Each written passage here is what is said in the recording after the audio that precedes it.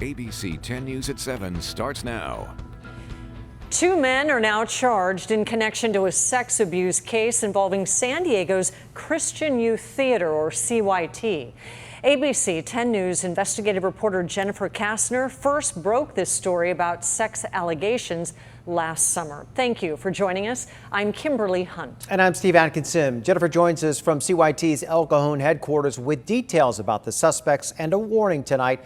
Some of this information is graphic and viewers may find it disturbing. These two men are accused of sexually abusing a 13-year-old and a 16-year-old several years ago at the CYT facility behind us here in El Cajon. Today, the DA's office announced charges against 40-year-old Brad Davis and 34-year-old David Hott. Davis is charged with one felony count of sexual penetration by a foreign object for a 2010 incident with a 16-year-old, and Hott is charged with two felony counts of lewd and lascivious acts for a 2007 incident with a 13-year-old.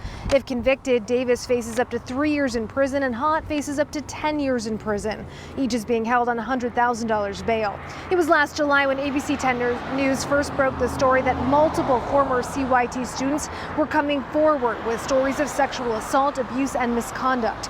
In August, a local law firm said it's representing 10 former students who experienced assault or inappropriate behavior from former teachers in the early 90s and early 2000s. This afternoon, we spoke to one of the advocates for the victims about the news of the charges. Knowing that these victims have come forward and made their case known, I'm just very proud of them for taking the amount of time and emotional energy and strength that it really takes to go through this process is very difficult. Late this afternoon, CYT sent a statement to ABC 10 News. Part of it reads, CYT strongly condemns the alleged actions by the accused individuals. The alleged actions of the accused questionably contradict our values and our mission.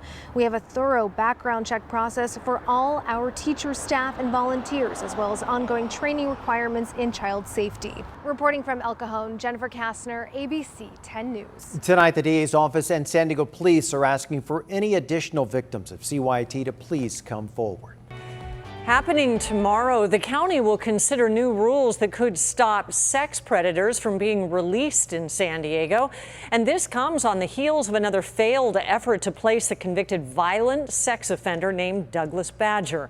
Last week, the owners of the proposed residence in Rancho Bernardo pulled out of the deal. And tomorrow, Supervisor Jim Desmond will make a proposal to give the county more control over the release process. And that would include the ability to veto any placement of a sexual predator. And he killed a young woman and shattered several families. Prosecutors say it was all over a fake $100 bill. Today, a jury convicted the man behind the shooting spree at a South Bay Church's Chicken.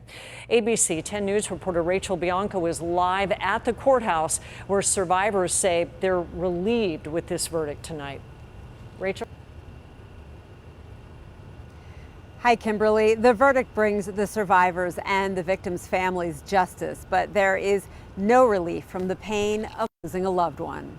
We, the jury, in the above entitled cause, find the defendant, Albert Lee Blake, guilty of... Albert Blake showed no reaction as the verdict was read, guilty on all counts of murder and attempted murder. The 51-year-old will spend the rest of his life in prison for the shooting spree at this Church's Chicken nearly 2 years ago. Maribel Ibanez, a manager, was killed. She was just 28 and newly married.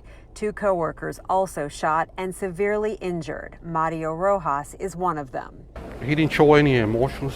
Stay in front of me and start shooting. After that, he shot my manager. He was a great lady, and the other employed. Rojas says facing the man who nearly killed him was difficult. It was hard for me, but like I say, his eyes, I never gonna forget his eyes. Prosecutors say Blake tried to use a counterfeit $100 bill to buy food, but was denied by Ibanez. They say Blake left, went to his car, came back, and started shooting. Police arrested him 2 weeks later across the country in Tennessee.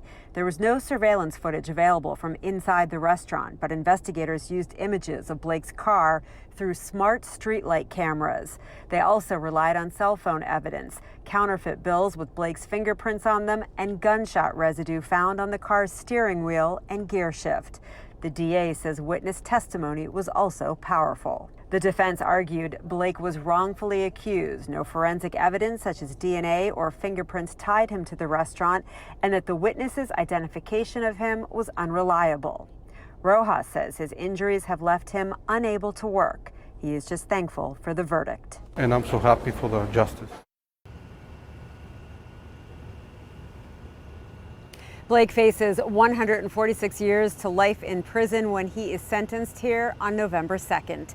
Reporting live in Chula Vista, Rachel Bianco, ABC 10 News. Rachel, thank you. Parts of San Diego County saw some rain and lightning today. Might not be the end of it either. Our Laura Acevedo is in Alpine right now. But we start our coverage with our meteorologist, Angelica Campos, who joins us with a look at those conditions right now. Thunder and lightning, Steve. We can actually hear some of the thunder here from our studio, and you can see the vivid colors extending on our radar. So we're going to take you inside of this line of thunderstorms. It's not just one thunderstorm, it's multiple thunderstorms, basically a trail of thunderstorms starting from the eastern part of the county near Dulzora. We've seen basically everything start from there and then move northward. But you can see National City, some pretty strong thunderstorms as we go closer to Tierra Santa. It looks like it's moving north now and then extending towards Mira Mesa. That, of course, impacting portions of the 5 all the way up to Solana Beach, into Rancho Santa Fe, and this keeps going. Hidden Valley all the way up into Palma Valley area, and even Rainbow, looking at thunderstorms right now. This darker colors indicate some heavy rain, potentially over an inch per hour. So flash flooding is going to become an issue on parts of the 15, as you can see in this area, and pretty much anywhere where we have thunderstorms. We'll give you a closer look at what to expect and how much longer we're going to be dealing with lightning and thunder. Angelica just showing us the lightning and the thunder in parts of the county. ABC 10 News reporter Laura Acevedo is joining us from Alpine with how things are looking right now. Yeah, and right now here in Alpine, we are seeing a bit of a light drizzle, although we have seen lightning and thunder increase here in this part of the county within the last hour or so. We have been driving around for much of the county, and for the most part, we did see sunny skies, but earlier this afternoon, there was some rain in Solana Beach and also in Rancho Bernardo. So again, those storms moving through. I'm not sure if you can hear some of that thunder as we are talking right now, but again, those storms moving through, lighting up the sky. A lot of people here, I heard one person saying they've never seen this much lightning so close to where they were here. So again, we are in the East County right now, feeling a bit of a light drizzle right now, but definitely some activity in the sky as we see that lightning and thunder move closer. Reporting in Alpine, Laura Acevedo, ABC 10 News. You can hear it here in the studio too. All right, stay on top of any new developments with the weather by downloading our 10 News app. A free version is available in the App Store. SeaWorld remains on standby as animal rescue teams comb the Orange County coastline days after hundreds of thousands of gallons of oil spilled into the Pacific. Our ABC 10 News reporter Michael Chin explains why investigators may be zeroing in on what caused this disaster. As the cleanup effort continues, so does the assessment of the impact. An oil slick 13 square miles in size, with crude oil smearing the coast from Huntington to Newport Beach, encroaching on critical habitats. We've learned investigators are looking into whether a ship's anchor struck an underwater oil pipeline, causing a leak about 4.5 miles offshore. So far, rescue crews have collected 4 oiled birds and have gotten about 300 calls of injured animals on the State Fish and Wildlife Hotline. In response, teams have spread all across the coast. 4 locations, including SeaWorld San Diego, have been placed on standby to treat the animals. Because of the large amount of animals expected, each facility will take certain animals. Currently, we are preparing to take in any sea turtles or dolphins that might be affected by oil, but potentially we could take in any marine animal. SeaWorld has a designated center to care for oiled animals. It was last used in 2015 when several animals, including sea lions and elephant seals, were rescued after the oil spill in Santa Barbara. When it's not in use, the facility serves as a rescue for animals including shorebirds and sea turtles. When it comes to cleaning oiled animals, the longer the oil has been on, the tougher it becomes. It becomes very thick and tar-like. We actually add oil to the oil that's on the animal to soften it and start breaking it down. And then we can use soapy water to remove the remaining oil. Michael Chen, ABC 10 News. In 2015, it took weeks to clean, rehab, and release the animals. This time it may take longer because water temperatures are dropping quickly.